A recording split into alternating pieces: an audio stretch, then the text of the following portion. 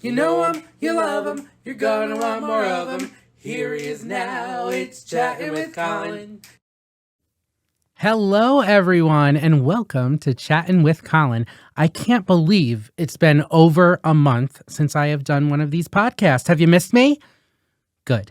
What can I tell you? Well, do you like our new logo?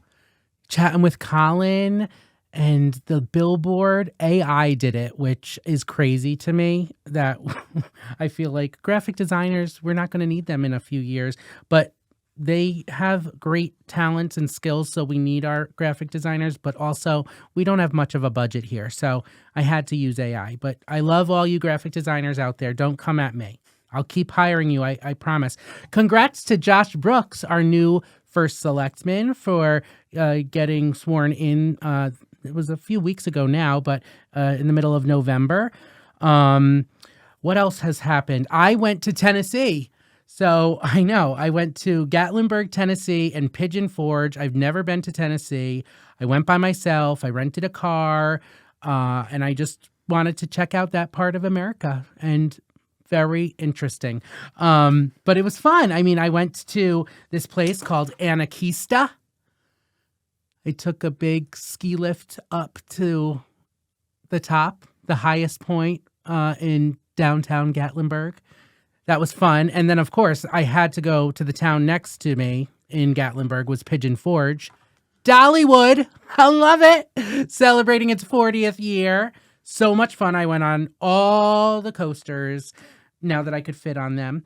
And then, speaking of fitting, I never, ever, ever in my wildest dreams thought I'd ever go ziplining. And why not pick the longest zip line in America? So this was at Wildside, which was also in Pigeon Forge. There's a video on my Facebook. It was like over 2.5 minutes, just going down this mountain, beautiful views, the fall foliage. I went up to 55 miles an hour. It was crazy. And then they have the Salt and Pepper Museum down there in Gatlinburg. Over 20,000 pairs of salt and pepper shakers. If you remember, Born in America was this pizza place in Brantford in the Brushy Hill Plaza. Daryl and Bernadette Janis used to own it, and they used to have a very eclectic collection of salt and pepper shakers. And my Aunt Elaine used to, every time she came up, would give them some salt and pepper shakers that were really fun. I didn't realize that there literally is a salt and pepper shaker for anything and everything you could think of. So if you're looking for that special gift for the holidays for your significant other or a friend, salt and pepper shakers. And you know rainbow is my favorite color, so I'll take anything rainbow. And then the end of last month, on November 25th, we were awarded at Brantford Parks and Recreation, the Shoreline Theater Company. It received the Program of Merit Award for 2025 from the Connecticut Recreation and Parks Association, which is a big deal. I mean, every Parks and Recreation department that is in Brantford and some of Rhode Island was there, and that award was so unexpected, and myself and Mike Martone got to accept it along with the rest of the staff at Brantford Parks and Recreation. I thank the Connecticut Recreation and Parks Association for that. And in between, we went and checked out, we did our first Broadway bus trip. So we went to Greg Noble's show, The Queen of Versailles, starring Kristen Chenoweth. We got the VIP treatment. I mean, after the show, we got to chat with some cast members, and Kristen came out. We took some pictures. We got on the stage. It was a great time. I'm so glad the Broadway bus trips are coming back to Brantford Parks Recreation and Senior Services. Thanks, Greg, for everything, and CV Productions, and everyone, the whole team at Queen of Versailles. What else? A few weeks ago, I was a guest on Gay Talk 2.0. That's all I'm going to say. If you're a podcast person, search Gay Talk 2.0. It was pretty good. Hope you all had a great Thanksgiving. I certainly did. I was at my sister's in White Plains, New York. That's where she and her husband and my two nieces, Claire and Emma, live. It was great to be with them. And then on Saturday, most recently, we had the holiday parade and tree lighting. Were you there? There were a lot of people there. It was like 5,000 people. A lot of fun. A little less, the amount of floats were less, the number of floats, but the execution and the production value of the floats, very good. So it does keep getting bigger and bigger every year. Thank you to everyone that participated in that. Is there anything else? I can't believe it's December. I really, truly can't. You know, it's my busy month, and I did order a fat suit or two in order to play the big guy. Don't worry. I can't wait. Dale just opened up the whole Santa gift delivery. So instead of doing 85 people, I'm doing over 140 people on a fire truck the week of December 15th. So get ready. I'm not going to have a voice after that week, but I'm sure some of you are happy about that. Okay, last but not least, former podcast guest Marcello LaGreca. It's your 30th birthday today, so I just wanted to say happy birthday. Save space, save grace.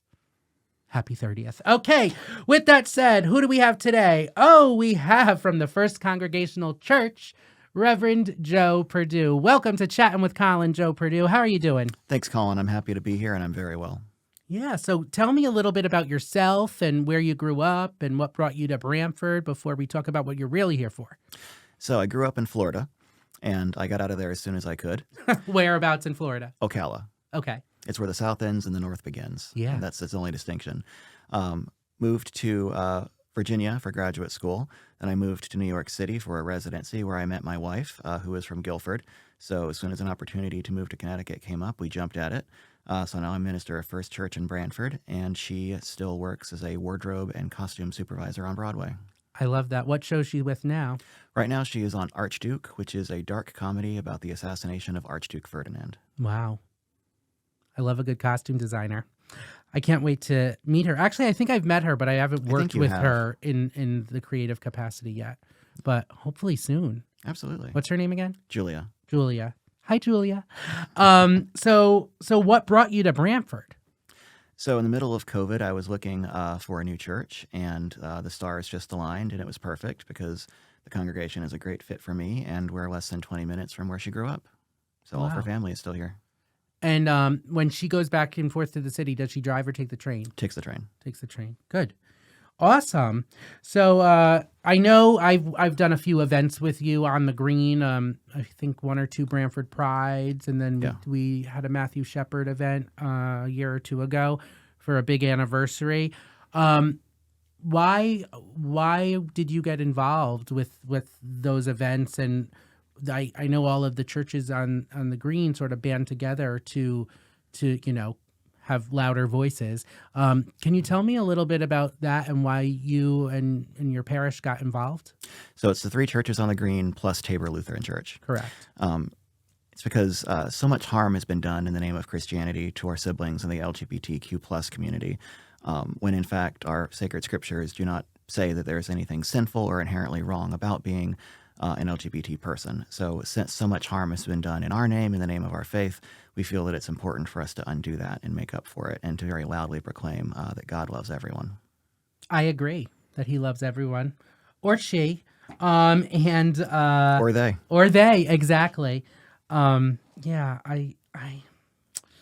agree. Well, I think I grew up Roman Catholic. I went to St. Mary's School for 10 years. Class president, 1999. Thank you. I'm not really a practicing Catholic anymore, but I do love seeing your signs outside. It seems like all are welcome in your congregation. Can you tell me a little bit more about that? I've also performed at the Congregational Church in Guilford, where Bill Speed is the music director, and he's asked me to come to some services and sing a song or two. I know that you're very welcoming, but where did that stem from? So the United Church of Christ formed in 1957 as a merger of 2 denominations. So we have a history of ecumenicism and cooperation with different people. And one of the things that came out of that merger is that our basis of membership, when you join a church, it's not because you believe a particular thing or you affirm a particular creed. It's you enter into covenant with each other, which means that the basis of all of our memberships and relationships are the promises we make. So that allows for great diversity. And one of the things we like to say is that our God is a God of extravagant welcome. And we also like to approach Scripture with humility. We like to say that God is still speaking. and that is a paraphrase of what the minister of the Puritans said when they left England for North America, that there is still more light yet to break forth from God's holy word. So we know that God is still speaking. The last word has not been said, and we still all have a lot to learn. Yeah.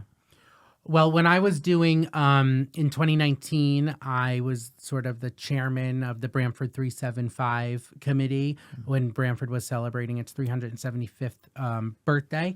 And I remember from doing research all throughout that year and the year before, the Congregational Church on the Green and the history of Bramford, there's sort of one and the same. Can you explain a little bit about the history of the Congregational Church and how it coincides with the founding of Bramford? Absolutely. So Bramford is not unique in that respect. Over most of New England, whenever a town was founded, it was actually a church that was being founded, and the town grew up around the church community. Most of New England was a theocracy until shortly before or a little after the Revolutionary War, depending on where you are. In Bramford's case, it was founded by Puritans from Massachusetts, who were upset that the other Puritans in Massachusetts were getting a little bit too liberal. So, I know. So they decided to found a purer theocracy on the Long Island Sound, and that is where the New Haven colony came from. Bramford was founded by some of the Massachusetts Puritans, as well as people from Wethersfield. They came together and thrived for a while until the king decided that the New Haven colony would be forced to merge with the Connecticut colony. And Did you say the king? the king Who's the king? would have Trump? been No, sorry. no, the real king. It was Charles. It was Charles I or Charles II. Didn't mean to stump you. I just wanted to go for a joke. Keep going. It's a good joke. Thank you. It was one of the Charleses, hopefully not the one who lost his head, forced the merger of the colonies, and Connecticut had adopted that liberal way of being, which essentially meant that church leaders could not prevent white rich men from voting for not being holy enough. So those church leaders who could not abide by that decided if they were going to be forced to merge with Connecticut, they were going to leave. So the minister of the Congregational Church took about half of the town, got on a ship, and sailed to Newark, New Jersey, to found a newer theocracy. And I think ending up in New Jersey was a harsh but fair divine punishment for them, which meant that everyone who was left were the ones who were not so bothered by the more open-minded perspective. And that, I think, is what has set Bramford on the course to being the church it is today. It was the least pleasant people left early in our history. And the church is involved with a lot. I know that so Killam's Point, there's some involvement there, and the Center Cemetery. I know from doing events there. Can you explain the involvement with those two Bramford places? Absolutely. So Center Cemetery used to be the church cemetery. And at some point in the past, well before I arrived, it was given independence and is now its own nonprofit. But church members are still very active and maintain a presence on the board. Killam's Point, I do know which king this was. King Charles II gave it to us as a gift in the late 1600s. And it's been part of the church ever since. Right now, it is down to 50 acres. It is the largest undeveloped wetland on the Long Island Sound, not owned by a state or city government. And we use it primarily in the summer for a very inexpensive day camp for children in the area. And we offer very generous scholarships to low-income kids. And then we operate Camp Tucket, which was founded decades ago because church members realized they were raising lots of money to send kids impacted by HIV to camps out of state because no local camps would accept them. And they finally realized, we have Killam's Point. Why are we doing all this work? Let's start a camp just for these kids. And now, thanks to advances in science, there just aren't enough kids who are impacted by HIV to need a camp, as well as more openness and less, frankly, superstition around the disease. So while we still get referrals from the HIV center and AIDS hospitals in the area, we bring campers who have experienced any kind of trauma. People affected by domestic violence, children who are refugees, anything you can think of. If they have suffered a traumatic event, they get a week of free camp, and we have a one-on-one counselor-camper relationship. That's incredible. Thank you. And the last thing about the history, because I've done a few Center Cemetery tours, which were sort of half theatrical and half historical. I know that there was a minister or a reverend. There was someone at the Congregational Church that like someone's spouse kept dying, or there was like four. Yes. What is that story? So there's a woman who had married multiple ministers, and they all. If I had a nickel, Yeah. She definitely had a type, so good for her. what was her type? Just the minister Just type? clergy. But Wow. they all died mysteriously. Well, she definitely poisoned them. Probably. Or they just had dysentery, or, were anti-vaxxers. And is she buried in the center cemetery? She is. What's her name? I cannot recall her name. It's bad luck for clergy to say it. Wow. Well, I'll tell you on the next episode of Chatting with Colin. So the real reason you're here, Reverend Joe Perdue, is to talk about this Christmas fair that you guys do every year that I hear is 100 years old this year. It's our 100th anniversary. God, you guys have never looked better. Thank you. Just a little nip tuck, a little face tune up here. No, tell me about the history of the Christmas fair and what's happening this year with it. So it is speaking as somebody who didn't grow up in New England, it is one of the most New England things that I've ever seen. It's incredible. Like I said, we've been doing it for 100 years. It's definitely evolved over time. When it started, we didn't have the hall, and frankly, half of the building hadn't been constructed yet. So it would have been in our meeting house and the So area when did underneath Fellowship it. Hall get built? Sometime in the 50s. So what was the original church? Like or was that not So anymore? our current building is from the 1840s. The Okay. original building was a wooden structure in what is now Center Cemetery. Oh, okay. It was down by the river because the Puritans thought you should walk through the graveyard to, be reminded of your mortality. They were lots of fun at parties, as you could imagine. But this is our third building, and it was built out of brick because the other buildings kept burning down.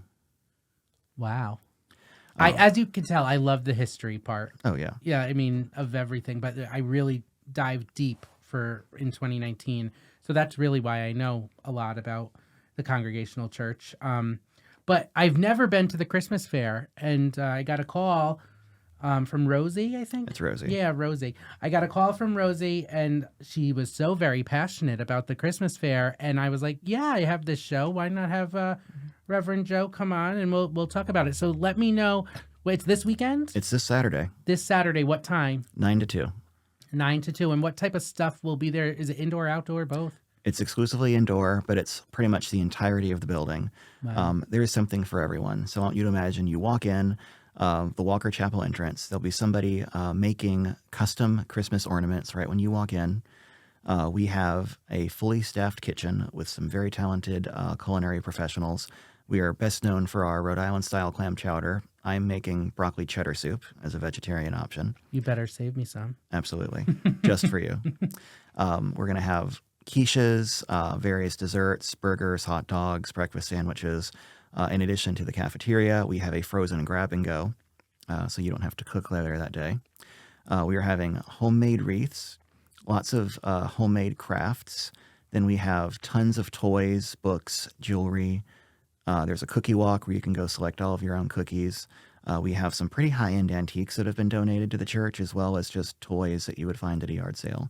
So no matter what your interest is and what your budget is, you'll definitely find Christmas gifts. So is it your parishioners that are like donating stuff, tag sale style? Or are they making arts and crafts? Is it a mixture of both? It's a mixture of both. Wow. That's awesome. So Okay. 100 years you've been doing this. Wow. And where does the money go? Our general fund. Okay. It's our largest fundraiser of the year, and it goes to support everything we do. We're very mission and justice oriented. So like you said, the church helped co-found Pride. We've done work with the Trevor Project, the Columbus House. We've supported Planned Parenthood, the Community Dining Room, Feed Branford Kids, Branford Food Pantry. Take a Vet Fishing was actually a ministry founded by the church, which is exactly what it sounds like. We take veterans out of clinical settings and take them fishing. That's a great program. And that has grown so large, it's now a separate nonprofit that is still headquartered at Kilmes Point, and we're very proud of all of the work that they do. We'd be here all day if I tried to list every single mission activity that we do in Branford. But I also want to say that the building itself is a hub of community activity. I've always said that if a church isn't used every single day, that it's very hard to justify the expense of having a building like that. So every weekday, we have a 12-step support group. We have a Tibetan cultural center that uses it on a regular basis to teach their children their cultural practices and language. We're just in a couple of weeks, we are co-hosting a Christmas party with the community dining room to give kids bikes. There is something happening in the building every single day to make the community a better place. So what year did you start working?